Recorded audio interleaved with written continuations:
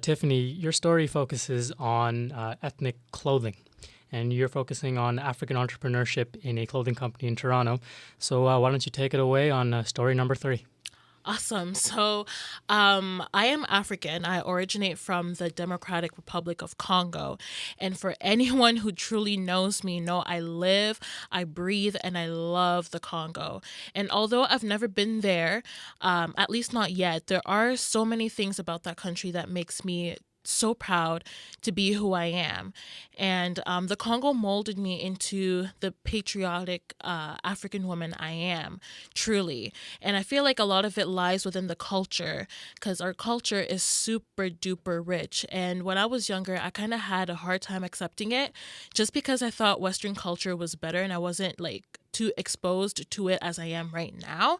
But then as you grow up and your knowledge expands and you start seeing things in different lenses. So with that being said, to celebrate my appreciation for African culture, I took the initiative to interview Beni, who's of Ghanaian origin. And the goal was to represent success of Africans in the community and as well as acknowledging the hardships we face to reach to where we go.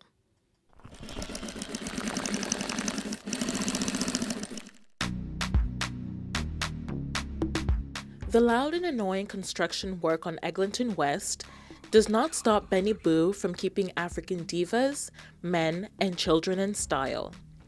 Originally from Ghana, Beni has brought the vibrant and versatile African fashion into the Canadian scene, and it's received positive remarks. Beni launched her first clothing line of Afrocentric modern exotic wares in 2012. This idea came behind the fact that she noticed the absence of ready-made clothes here in Canada. She took it upon herself to incorporate this trend in Canadian fashion. She remembers beginning her business with the need to emphasize unity through her creativity. Becoming a CEO was a simple choice for me because I like sewing, I like designing clothes. It has been my passion for a while, so why not do something I'm passionate about and still get rewarded for it? It feels good. That's one of the perks of being an entrepreneur because then you have no limitation put on you. So if you're working for yourself, you can see the reward and you are able to create for different people, design for a wider selection of people that will enjoy your talent or your art or your creativity. So it's been good. Back home we make our own clothes, so you have the flexibility to design your own wearable clothes. So you choose what you like, what you don't like, whereby instead of being limited here, you're limited to whatever you can find in the store. So if you don't like it, that's all that is available. You have no other choice. I've had the option going to tailors back home to design my own clothes and they make it for me and stuff like that. So that's where it all came from. I enjoyed that process. It is based on her phenomenal out-of-the-box creativity and designs that help her successfully create clothing for all shapes, sizes, ages, and sexes. She draws her inspiration from her daily surroundings and interactions with different people. I mostly create stuff that are versatile because I think about myself in my spare time what I would like to wear, and I like clothing that are versatile. So I can have a t-shirt that can turn into a dress, I can have a dress that can turn into like a long sleeve dress that I can change into a halter dress. With my design is mostly Afrocentric, and North York is predominantly, like on Eglinton, is predominantly black. So then when you're starting up a business, you have to look out for the demographics. So I did my research. I found out this would be a good place for my business. So even though I live in North York and I work in North York, I travel. I go around the GTA for business or just for pleasure. And sometimes I have the chance to travel outside of Toronto and outside of Canada. So I get inspired a lot when I travel and I see different people, different environment, different things, and just everybody with their styles and their streetwears. At a young age, Beni's always admired African fashion and the art of seamstressing. Determination and hard work are factors that have led her far enough to have a passion and love for what she is currently doing. I love sewing. Like, most people will say I'm a seamstress or call me a fashion designer, but I like to be called a seamstress because I love sewing. Like, someone asked me a question the other day. We were just talking, and like, if you win 5 million, would you still be doing what you're doing now? And I said, yeah, I'll probably not have the same shop, but sewing has been a hobby of mine since I was little. So it's just a hobby turned into a business now. So regardless of what, I'll still be sewing something just for the fun of it. So I love sewing. However, she says managing a business could get tough, as well as dealing with some customers that don't appreciate her innovations. My jobs comes with a lot of customer service too. I don't like the fact that I'm emotional about my designs. I get very emotional about my designs. So if I'm creating something for someone and they don't seem to like it, it gives me a lot of hard time. I don't know.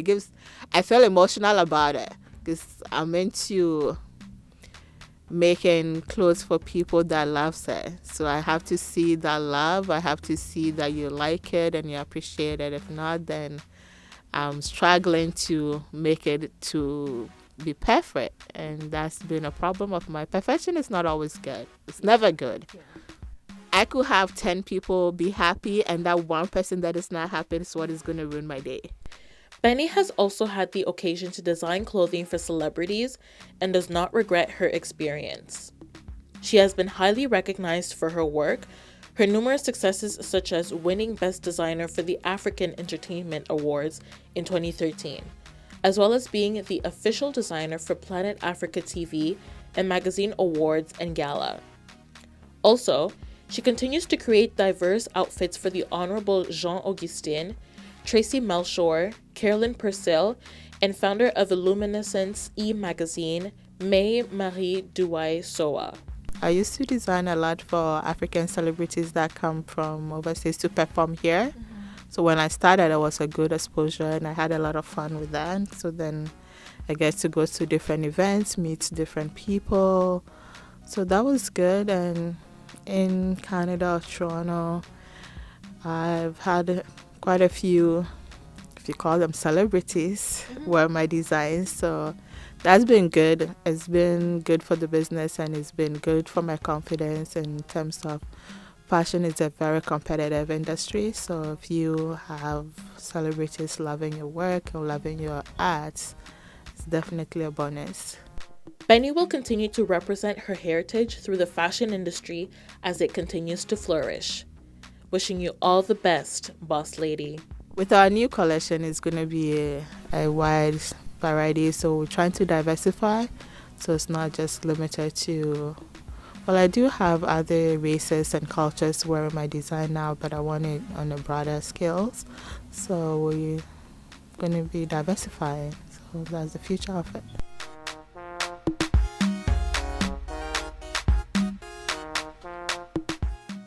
So yeah, this was really fun to do. I got to know more about, because she's personally my seamstress. She designs clothes for me as well. And it's just a nice feeling seeing that, you know, an African woman is kind of just taking that initiative to create business and to attract people in her community and so forth. So how do you guys feel about success in the community, in marginalized communities especially? I love it. I don't know about you guys, but I follow so much of like Asian Twitter and Black Twitter and everything, like all those sort of things on Instagram. And I love it when people start to rally behind like certain groups and start to support like local kiosks, local stores, local seamstresses, and all of those people within those communities to really bring that like rich culture to our everyday lives. And just being a person of color, I love seeing that. And I hope that it kind of becomes like I hope it just kind of becomes like a bigger scale, because like I've noticed so many, like as of recently, a lot of the designer stores like Gucci and H&M like have been having so Gucci much like, and H&M. right? The controversial stuff. Oh my gosh. And I just can't, I'm just so excited when people kind of rally behind these communities, because I feel like it's going to become such a great thing. So personally, my girlfriend's from Nigeria, and she tells me, She tells me like she has like unless somebody's bringing over clothes from Nigeria, that she has barely no traditional clothing. It's very hard to find. There's only like there's a few retailers out there, and like in Montreal there's more, but in Toronto there's it's hard finding them. Like it's extremely hard. Yeah, so she tells me she has stuff like flown in all the time, or whatever auntie or uncle is coming over.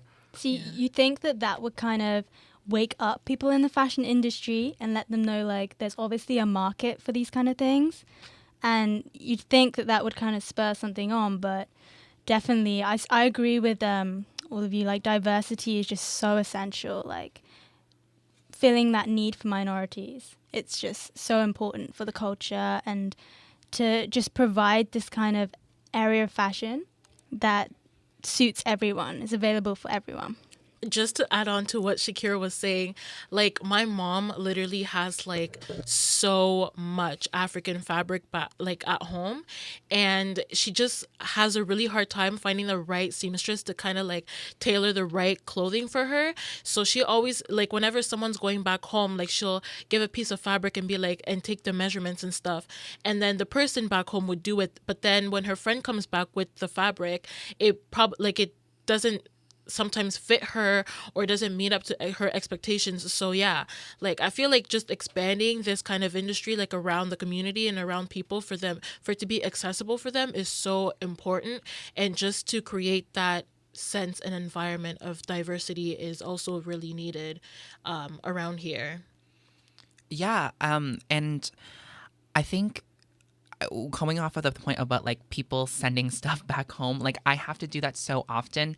Like in the Vietnamese communities, we have like these garments called ao dais, and they're mostly done out of like silk fabrics. And so much of the time we're sending it back to Vietnam, trying to get our measurements. And most of the time we are not talking to the seamstresses. Like we have to basically tell someone like what we're looking for and hope that they can convey it to that person who is making our clothes. And there's been so many times where I've gotten fabrics brought over and I was like, this is not what I signed up for, boo. Exactly. See, you only wear those clothing on like special occasions or some things within your own ethnic community. It's very rarely that I see people wearing ethnic clothing for just day-to-day casual wear. I try my but best. It's like, yeah, but is that because they can't find that clothing?